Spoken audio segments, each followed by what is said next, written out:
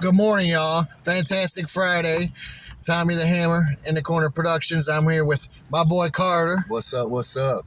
And we got a little Scotchy here, a little Road Dog. We're going to talk a little bit about what you're humble for. So, with that being said, go ahead, Carter.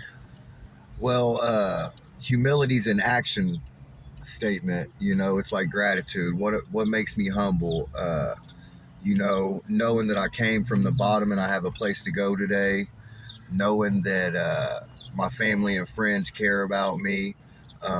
Knowing that I don't want to end up back with a needle in my arm or a pipe in my mouth. Things like that. What about you? I'm humble to be here, man. Yeah. A lot of people don't know.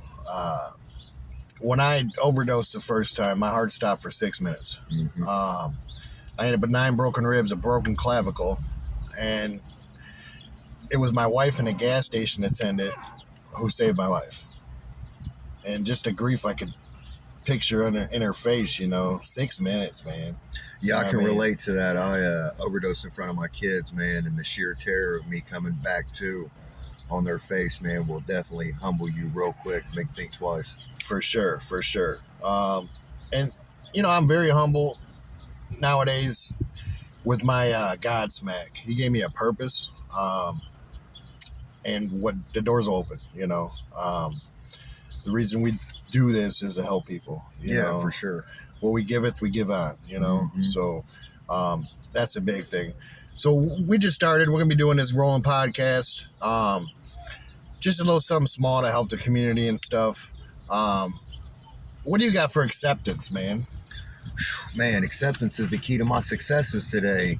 When I accept that everything's perfect in God's world and not Randy's world, because I like to make things about me, and that's not good for my recovery. I have to accept that everything's perfect in my higher powers world and continue to do the things that's in front of me, not get too far into the future, not find myself in the past, because if I've got 1 foot in the past and 1 foot in the future, the saying goes, I'm pissing all over today. And, that also helps keep me humble, staying in the moment, staying where my feet are at, and just doing what's ahead of me, working hard on the task at hand.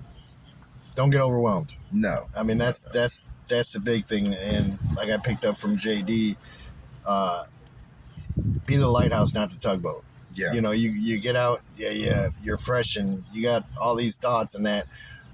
Worry about you right now. Get your shit together, and then you can start helping thy neighbor. Yeah, I want to save the world day one and can't even save myself. You know what I mean? Ain't that the truth? And so we've all been there.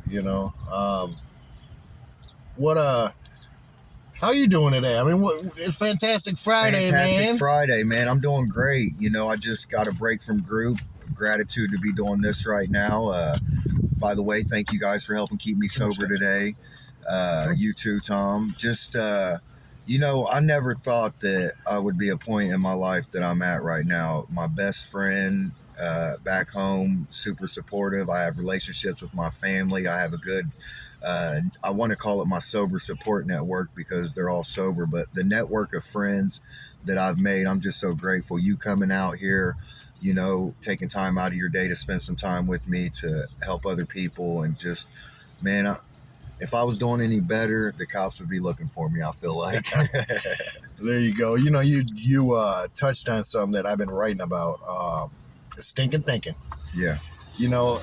When anybody out there gets that stinking thinking going on, it's the devil's temptations. The echoes that are within, Mm-hmm. The only thing you can do with that is your spiritual principles, that spirituality, get that up to smack that fucker right back in the face. Oh yeah, man.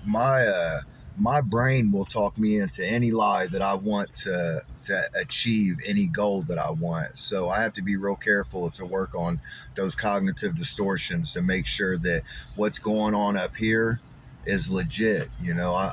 I have a tendency of telling myself lies and believing that bullshit. So people like you hold me accountable, For sure. Same goes, man. One thing with Carter, we're going to wrap it up here real quick. One thing with Carter is Carter was sober for how long? I was sober for 5.5 years. 5.5 years.